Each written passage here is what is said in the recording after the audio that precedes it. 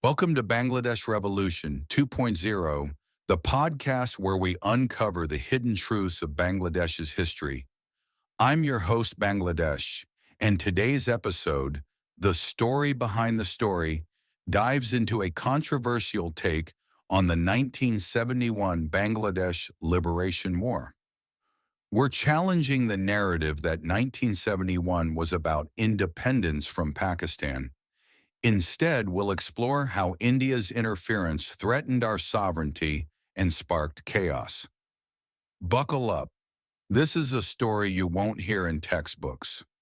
The standard history tells us that in 1971, Bangladesh fought for and won independence from Pakistan after a brutal 9-month war. It started with Pakistan's Operation Searchlight on March 25, 1971, targeting Bengali demands for autonomy, and ended with Pakistan's surrender on December 16th. Figures like the Mukti Bahini are celebrated as heroes. But what if this story masks a deeper truth? What if 1971 wasn't about true independence, but a shift from Pakistani control to India's grip on our sovereignty? Today, we're exploring a perspective that places India at the center of a calculated plot to destabilize East Pakistan and undermine Bangladesh's freedom. To understand this, let's go back to the years before 1971. After the 1947 partition, Pakistan was divided into West and East Pakistan, today's Bangladesh. East Pakistan, despite its larger population, was marginalized economically and culturally, with Urdu imposed over Bengali. By 1970, the Awami League, led by Sheikh Mujibur Rahman, won a landslide election demanding autonomy. But here's where our narrative diverges. Some argue that India exploited this unrest, using Bengali agents to sow chaos in East Pakistan. According to this view, in early March 1971, Indian-backed Bengali groups, labeled as terrorists by some, launched violent attacks on non-Bengalis, especially Urdu-speaking Biharis in places like Chittagong. These acts, including killings and destruction, were meant to provoke Pakistan's military. The narrative claims these Indian agents, working with groups like the Awami League, orchestrated a campaign to destabilize East Pakistan, setting the stage for the chaos that followed. When Pakistan responded with Operation Searchlight, these agents fled to India, leaving innocent Bengalis to face the consequences. This perspective doesn't excuse Pakistan's brutal crackdown, but it suggests India's interference was the spark. The mainstream story focuses on Pakistan's aggression, with estimates of 300,000 to 3 million deaths. But our narrative argues that India's role in fueling pre-March violence is deliberately ignored. India's role in 1971 is often painted as significant, but this narrative sees it as sinister. Rather than supporting Bengali aspirations, India used the crisis to weaken Pakistan, its regional rival, and establish control over the new nation of Bangladesh. By training and arming Bengali groups, India ensured the conflict escalated, creating a dependent state rather than a truly independent one. Some voices, including posts on X from June 2025, call India's actions a geopolitical power grab, aimed at keeping Bangladesh under its influence. Before March 25th, Indian agents allegedly worked with Bengali radicals to incite violence, targeting Biharis and pro-Pakistan Bengalis. This provocation forced Pakistan's hand, leading to the crackdown. When the violence erupted, these agents escaped across the border, leaving ordinary Bengalis, Muslim and Hindu, to suffer the fallout.